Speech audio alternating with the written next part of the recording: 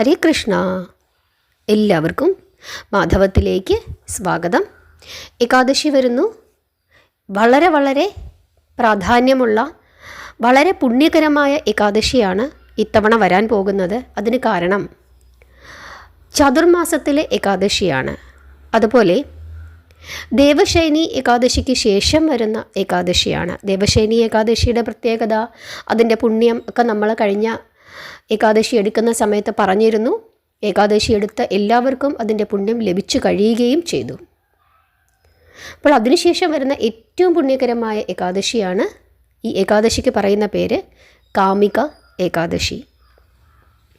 ശ്രാവണ മാസത്തിലെ കൃഷ്ണപക്ഷത്തിലെ ഏകാദശി. ഏകാദശി തിഥി ആരംഭിക്കുന്നത് 2025 ജൂലൈ മാസം 20 ഉച്ചയ്ക്ക് 12:12 മുതൽ 2025 ജൂലൈ മാസം 21 രാവിലെ 9:38 വരെയാണ്. അതുകൊണ്ട് ഇത്തവണത്തെ ഏകാദശി 2025 ജൂലൈ മാസം 21 തിങ്കളാഴ്ച, ഏറ്റവും പുണ്യകരമായ ഏകാദശിയും മഹാദ്വാദശിയും കൂടി ചേർന്ന് വരുന്ന ഈ പുണ്യ ദിവസം, അതായത് 2025 ജൂലൈ മാസം 21 തിങ്കളാഴ്ച നമ്മൾ കാമിക ഏകാദശിയായി ആചരിക്കുന്നു. ധാരാളം പ്രത്യേകതകളുള്ള, ധാരാളം പുണ്യഫലങ്ങൾ ലഭിക്കുന്ന ഏകാദശിയാണ് ഈ കാമിക ഏകാദശി എന്ന് പറയുന്നത്. ഒരിക്കൽ ബ്രഹ്മാവ് നാരദർക്ക് ഈ ഏകാദശിയുടെ പുണ്യം പറഞ്ഞു കൊടുത്തിട്ടുണ്ട്. പത്മപുരാണത്തിൽ ഇതിനെപ്പറ്റി വളരെ വിശദമായിട്ട് പറഞ്ഞു കൊടുക്കുന്നുണ്ട്. 1000 യാഗങ്ങൾ നടത്തുന്നതിന് തുല്യമാണ് ഈ ഏകാദശി എന്നാണ് പറയുന്നത്. അതുപോലെ ഗംഗയിൽ കുളിക്കുന്നതിന് തുല്യമാണ്. കാശി പോലെയുള്ള പുണ്യ ക്ഷേത്രങ്ങളിൽ ദർശനം നടത്തുന്നതിനും പുണ്യതീർത്ഥങ്ങളിൽ സ്നാനം ചെയ്യുന്നതിനും ദർശനം നടത്തുന്നതിനുമൊക്കെ തുല്യമാണ് ഈ ഏകാദശി വ്രതം അനുഷ്ഠിക്കുന്നത് എന്നാണ് പറയുന്നത്. ഗോദാവരിയിൽ സ്നാനം ചെയ്യുന്നതിന് തുല്യമാണ്. സ്വർണം, കുളങ്ങളുള്ള ഭൂമി, വെള്ളി ആഭരണങ്ങൾ, വെള്ളിപ്പാത്രങ്ങൾ, കറവ പശുക്കൾ തുടങ്ങിയവ ദാനം ചെയ്യുന്നതിനേക്കാൾ പുണ്യമാണ്, അല്ലെങ്കിൽ അത്രയും തന്നെ ഫലം ഈ ഏകാദശി എടുത്താൽ ലഭിക്കും എന്ന് പറയുന്നുണ്ട്. ലൗകിക ജീവികൾ അവരുടെ ജനനം മുതൽ ചെയ്യുന്ന പാപങ്ങൾ ഭഗവാനോട് ക്ഷമയാചിച്ച് പ്രാർത്ഥിച്ചു കഴിഞ്ഞാൽ തീർച്ചയായും മാറും എന്ന് പറയുന്നു. മരണഭയം അത് മാറും എന്ന് പറയുന്നു. പിതൃക്കൾക്ക് മോക്ഷം ലഭിക്കുമെന്ന് പറയുന്നു. ഇനിയൊരു ജന്മം നമുക്ക് ലഭിക്കുകയാണെങ്കിൽ അതൊരിക്കലും ഒരു ദോഷമുള്ള ജന്മം ആവുകയില്ല എന്നാണ് പത്മപുരാണത്തിൽ പറയുന്നത്. ഇതൊക്കെ ബ്രഹ്മദേവൻ നാരദർക്ക് പറഞ്ഞു കൊടുത്തിരിക്കുന്ന കാര്യങ്ങളാണ്. അതുപോലെ അന്നേ ദിവസം തുളസി ഇലകൾ കൊണ്ട് ഭഗവാനെ അർച്ചിച്ചാൽ സകല പാപങ്ങളും തീരും, ജനനം മുതലുള്ള പാപങ്ങൾ തീരും എന്ന് പറയുന്നു. അതുപോലെ അന്നേ ദിവസം ഭഗവാന് നെയ്യ് കൊണ്ട് വിളക്ക് തെളിയിക്കുന്നതും അതുപോലെ എള്ളെണ്ണ കൊണ്ട് വിളക്ക് തെളിയിക്കുന്നതും പിതൃക്കൾക്ക് നല്ലതാണ്, പിതൃക്കൾക്ക് ശാന്തി ലഭിക്കും, അവർക്ക് മോക്ഷം ലഭിക്കും, അവരുടെ അനുഗ്രഹം ലഭിക്കും എന്നൊക്കെ ബ്രഹ്മദേവൻ നാരദർക്ക് പറഞ്ഞു കൊടുക്കുന്നുണ്ട്. നമ്മൾ മലയാളികളെ സംബന്ധിച്ചിടത്തോളം ഏറ്റവും പുണ്യകരമായ നമ്മുടെ മാസമാണ് കർക്കിടക മാസം, അല്ലേ?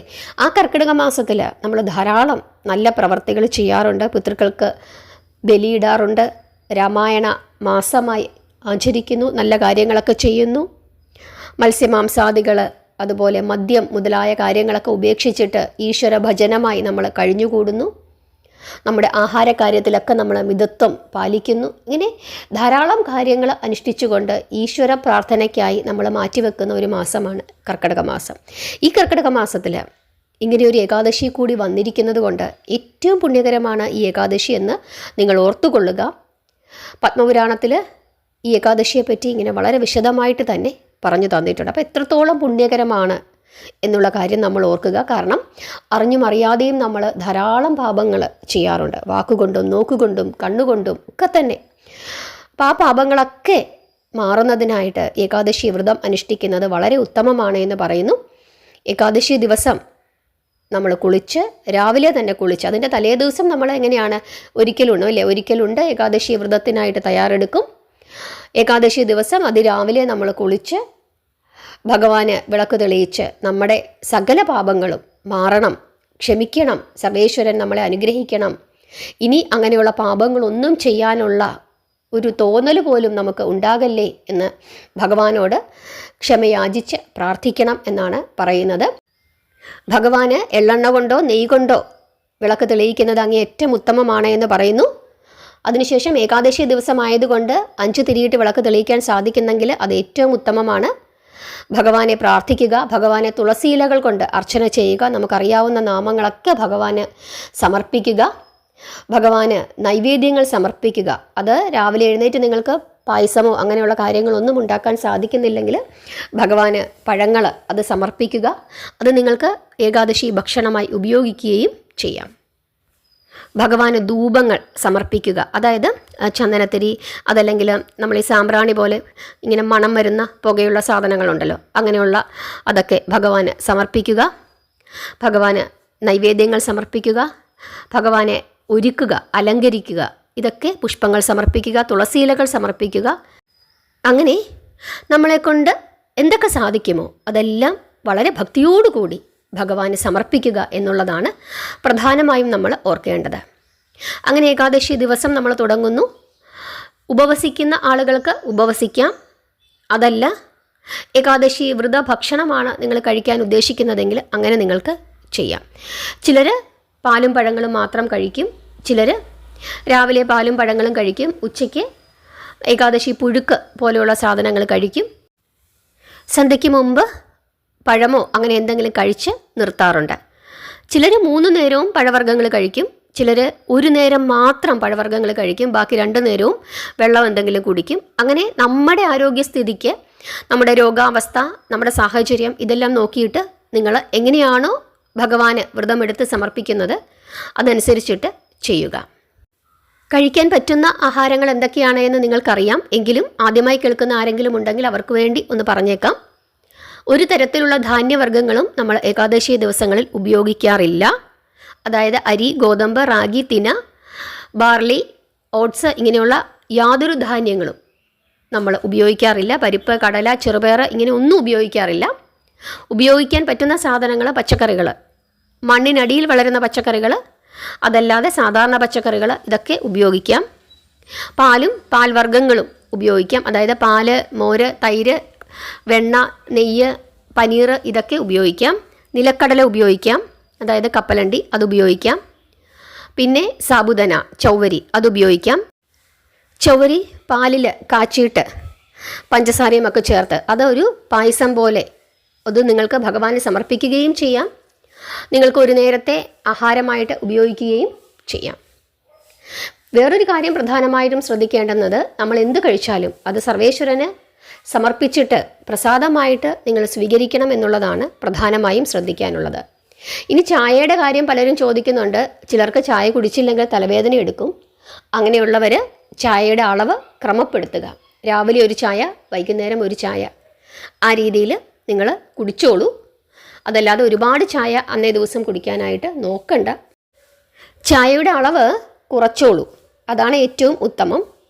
തീരെ കുടിക്കാതിരിക്കേണ്ട, കാരണം ചിലർക്ക് കുടിക്കാതിരുന്നു കഴിഞ്ഞാൽ തലവേദന എടുക്കും.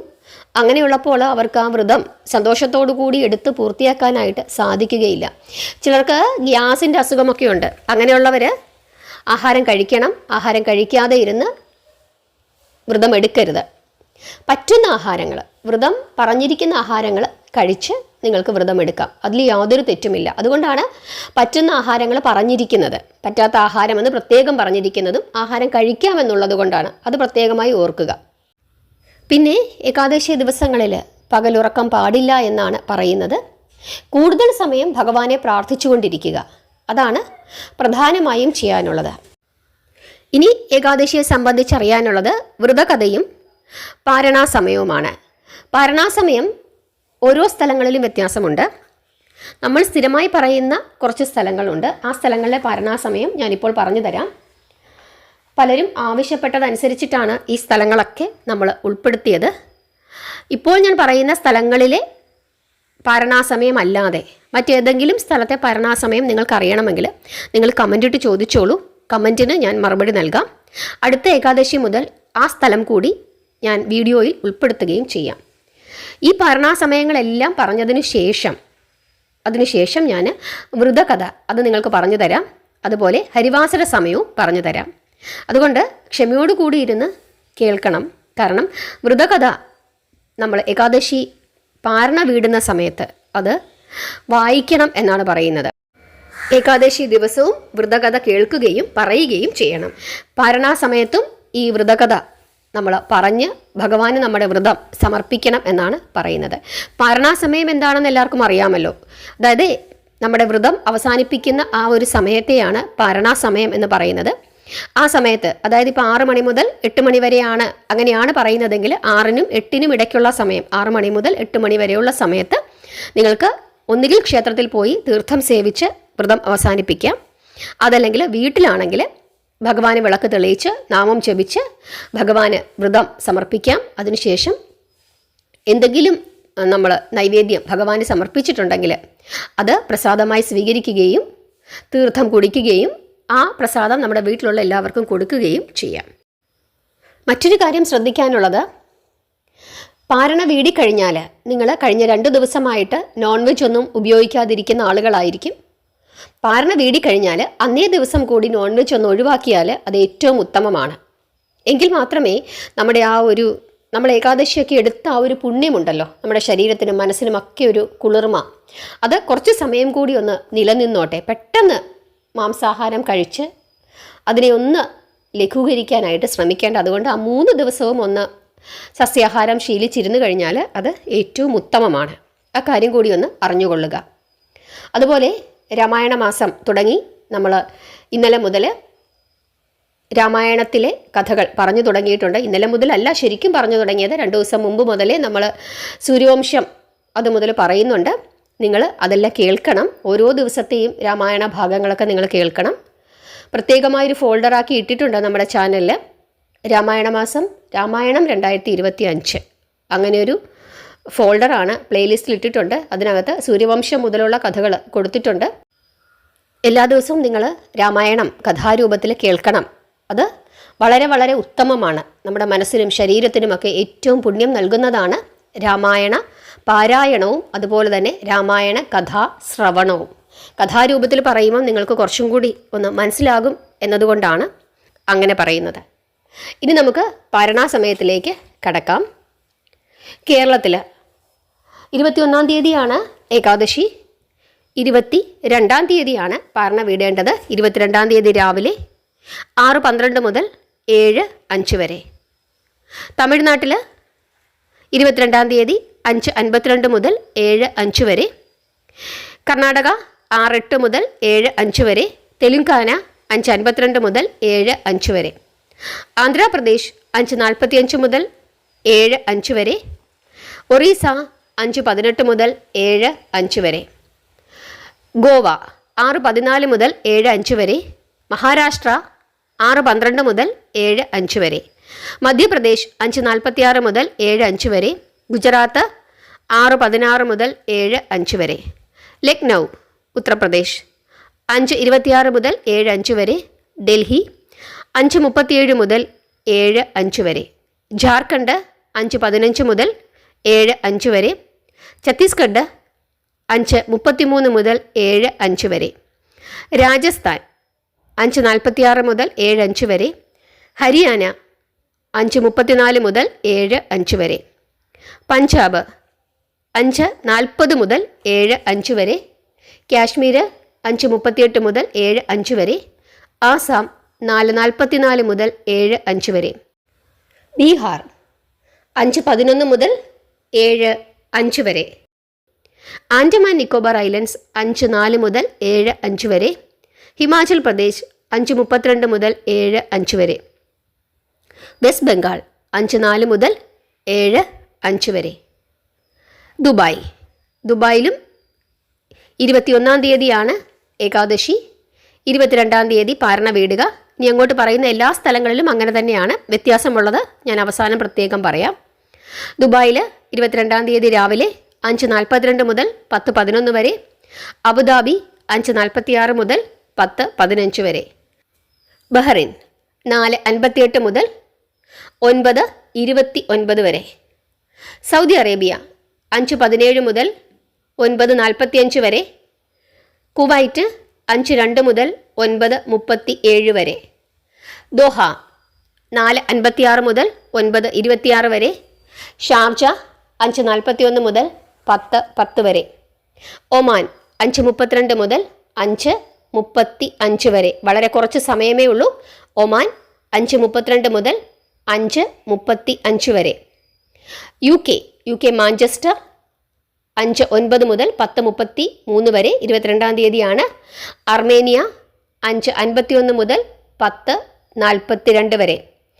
ജർമ്മനി 5:11 മുതൽ 10:32 വരെ. ഡെൻമാർക്ക് വെസ്റ്റേൺ ഓസ്ട്രേലിയ 7:12 മുതൽ 9:35 വരെ. ലിബിയ 6:14 മുതൽ 10:54 വരെ. നൈജീരിയ 6:19 മുതൽ 10:31 വരെ. സ്വീഡൻ 4:11 മുതൽ 9:59 വരെ. ഇറ്റലി 5:54 മുതൽ 10:49 വരെ. ഓസ്ട്രേലിയ വെല്ലിംഗ്ടൺ 7:01 മുതൽ 10:28 വരെ. സിംഗപ്പൂർ 7:06 മുതൽ 9:35 വരെ. മാലിദ്വീപ്സ് 6:03 മുതൽ 6:35 വരെ. ചൈന 5:36 മുതൽ 9:35 വരെ. മലേഷ്യ 7:12 മുതൽ 9:35 വരെ. പോണ്ടിച്ചേരി 5:56 മുതൽ 7:05 വരെ. പോണ്ടിച്ചേരി 5:56 മുതൽ 7:05 വരെ. സാംബിയ 6:33 മുതൽ 10:20 വരെ. ജോർദാൻ 5:45 മുതൽ 10:23 വരെ. ഇസ്രായേൽ 5:49 മുതൽ 10:26 വരെ. സൗത്ത് ആഫ്രിക്ക 7:46 മുതൽ 11:11 വരെ. റഷ്യ 4:17 മുതൽ 4:35 വരെ. വെല്ലിംഗ്ടൺ ന്യൂസിലാൻഡ് 7:38 മുതൽ 10:51 വരെ. ജോർജിയ 5:45 മുതൽ 10:40 വരെ. ഇനി 20-ാം തീയതി ഏകാദശിയും 21-ാം തീയതി പാരണയും വീടേണ്ടുന്ന സ്ഥലങ്ങൾ. അമേരിക്ക ന്യൂയോർക്ക്, അവിടെ 20-ാം തീയതിയാണ് ഏകാദശി, 21 പാരണ. 21-ാം തീയതി 5:43 മുതൽ 10:36 വരെ. അതുപോലെ കാനഡയിലും 20-ാം തീയതി ഏകാദശി, 21-ാം തീയതി രാവിലെ 5:35 മുതൽ 10:38 വരെ. വാൻകോവർ ബ്രിട്ടീഷ് കൊളംബിയ, അവിടെയും 20-ാം തീയതി ഏകാദശി, 21 പാരണ, 5:30 മുതൽ 10:42 വരെ. ഇതാണ് നമ്മൾ സ്ഥിരമായി പറയുന്ന പാരണ സമയങ്ങൾ. ഏതെങ്കിലും സ്ഥലം വിട്ടുപോയിട്ടുണ്ടെങ്കിൽ നിങ്ങൾ കമൻ്റ് ഇട്ടോളൂ, ഞാനതിന് മറുപടി നൽകാം. ഇനി നമ്മൾ പറയാൻ പോകുന്നത് ഏകാദശിയുടെ വ്രതകഥ, കാമിക ഏകാദശിയുടെ വ്രതകഥ. പണ്ട് ഒരിടത്ത് ഒരു ഗ്രാമത്തിൽ വളരെ ധീരനായ ഒരു ക്ഷത്രിയൻ താമസിച്ചിരുന്നു. ഈ ക്ഷത്രിയൻ എന്തോ ഒരു നിസ്സാര കാരണത്തിന് ഒരു ബ്രാഹ്മണനുമായിട്ട്, ആ ഗ്രാമത്തിൽ തന്നെയുള്ള ഒരു ബ്രാഹ്മണനുമായിട്ട് വഴക്ക് ഉണ്ടാവുകയും ആ വഴക്ക് ഒരു വലിയ വഴക്കായി കലാശിക്കുകയും അവസാനം ഈ ക്ഷത്രിയൻ ഈ ബ്രാഹ്മണനെ വധിക്കുകയും ചെയ്തു. അങ്ങനെ ഈ ബ്രാഹ്മണൻ മരിച്ചു കഴിഞ്ഞപ്പോൾ ഈ ക്ഷത്രിയന് വളരെയധികം കുറ്റബോധം തോന്നുകയും ആ ബ്രാഹ്മണ സമൂഹത്തിനോട് തൻ്റെ തെറ്റ് ഏറ്റുപറയുകയും ചെയ്തു. എന്നിട്ട് അവരോട് അപേക്ഷിച്ചു, ഞാൻ എൻ്റെ സ്വന്തം കൈകൊണ്ട് അദ്ദേഹത്തിന് അന്ത്യകർമ്മങ്ങൾ ചെയ്യട്ടെ. അങ്ങനെ ചോദിച്ചു. അദ്ദേഹം വളരെയധികം ആഗ്രഹിച്ചു ഈ ക്ഷത്രിയൻ അങ്ങനെ ചെയ്യാനായിട്ട്. കാരണം പഴയ കാലത്ത് ബ്രാഹ്മണ ഹത്യ എന്ന് പറയുന്നത് വലിയ ദോഷമായിട്ടാണ് കണക്കാക്കുന്നത്.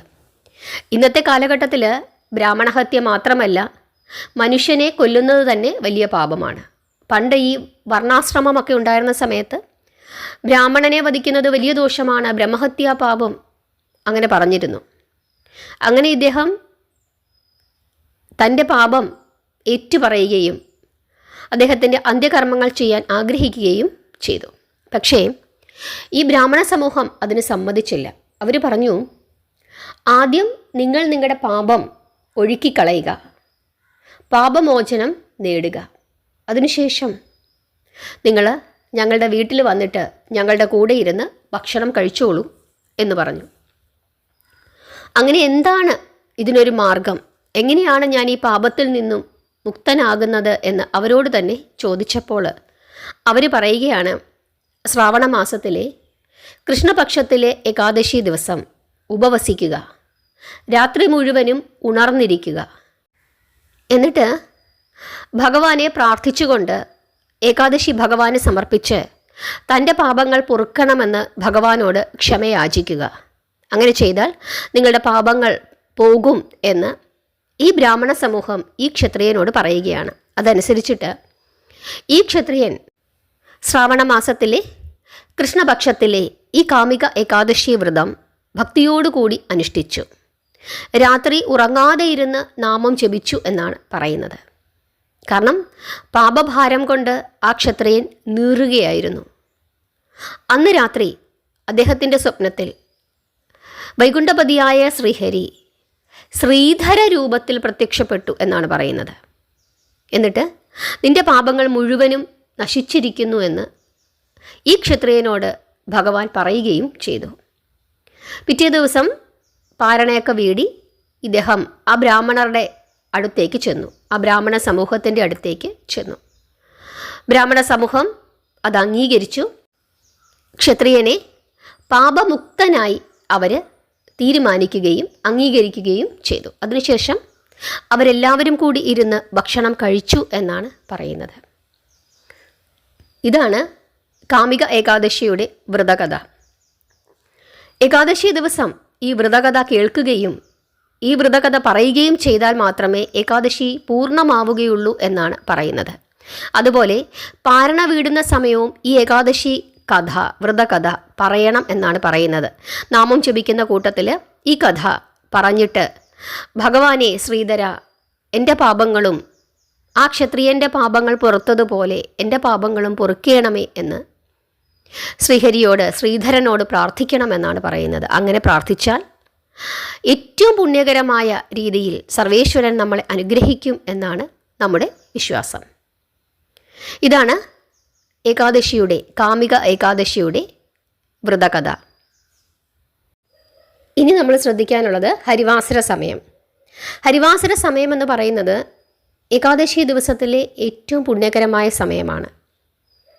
ആ സമയം ഭഗവാനെ കൂടുതലായി ഭജിക്കണം എന്നാണ് പറയുന്നത്. കാരണം ആ സമയത്തെ ഭജനം ഭഗവാന് വളരെ പ്രീതികരമാണെന്നും ഭഗവാൻ മഹാലക്ഷ്മിയോടുകൂടി ഭൂമിയിൽ കാണപ്പെടുന്ന സമയമാണ് എന്നും പറയുന്നു.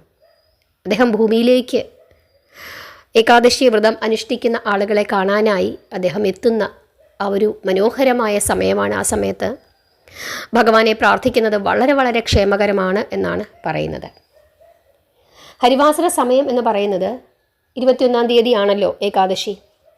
അന്നേ ദിവസം വെളുപ്പിനെ 4:17 മുതൽ അന്ന് ഉച്ച കഴിഞ്ഞ് 3:01 വരെയാണ്.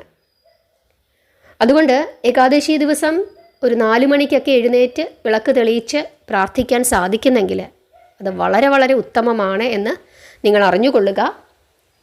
ഏറ്റവും പുണ്യകരമായ ഏകാദശിയാണ്. പിതൃദോഷങ്ങൾ മാറുന്നതിനുള്ള ഏകാദശിയാണ്. സകല പാപങ്ങളും മാറ്റിത്തരും സർവശ്രേഷ്ഠകരമായ മംഗളകരമായ ഏകാദശിയാണ് കാമിക ഏകാദശി. അന്നേ ദിവസം ഓം ശ്രീധരായ നമ എന്ന് എത്ര തവണ ജപിക്കാമോ അത്രയും തവണ ജപിച്ചു കൊള്ളുക. അത് വളരെ പുണ്യകരമാണ്. അതുപോലെ പുല, ബാലായ്മ, അതുപോലെ പീരീഡ്സ് ആയിരിക്കുന്ന ആളുകൾ, ഇവരൊക്കെ വിളക്ക് തെളിയിക്കുകയോ ക്ഷേത്രത്തിൽ പോവുകയോ ചെയ്യാതെ അതിരാവിലെ എഴുന്നേറ്റ് നമ്മുടെ മുറിയിലിരുന്ന് കുളിച്ച് നാമം ജപിച്ച് വ്രതം പറഞ്ഞിരിക്കുന്ന ഭക്ഷണങ്ങൾ കഴിച്ച് വൈകുന്നേരം വീണ്ടും കുളിച്ച് നാമം ജപിച്ച് പിറ്റേ ദിവസം രാവിലെ എഴുന്നേറ്റ് കുളിച്ച് നാമം ജപിച്ച് ആ പാരണാസമയത്തിൽ ഒരു ഗ്ലാസ് വെള്ളം കുടിച്ച് നിങ്ങളുടെ വ്രതം അവസാനിപ്പിക്കാം. അവർക്കും ചെയ്യാം എന്നാണ് ഇവിടെ ഉദ്ദേശിക്കുന്നത്. അതായത് പീരീഡ്സ് ഉള്ള ആളുകളൊന്നും സാധാരണ നമ്മൾ എന്ത് ചെയ്യത്തില്ല, ക്ഷേത്രത്തിൽ പോവുകയോ വിളക്ക് തെളിയിക്കുകയോ ചെയ്യില്ല. പക്ഷേ ഇവർക്കൊക്കെ ഏകാദശി വ്രതം എടുക്കാം, അതിൻ്റെ പുണ്യങ്ങൾ ലഭിക്കുകയും ചെയ്യും. അനുവദിച്ചിരിക്കുന്ന കാര്യങ്ങൾ ചെയ്തുകൊണ്ട്. അതാണ് പ്രധാനമായും ഓർക്കേണ്ടത്. ഓം ശ്രീധരായ നമ എന്ന് ജപിച്ചുകൊണ്ടിരിക്കുക. എല്ലാവരെയും ഭഗവാൻ അനുഗ്രഹിക്കട്ടെ. നിങ്ങൾക്കെല്ലാം മനസ്സിലായി എന്ന് വിശ്വസിക്കുന്നു. നാമം ജപിക്കുക, പ്രാർത്ഥിക്കുക. ഹരേ കൃഷ്ണ.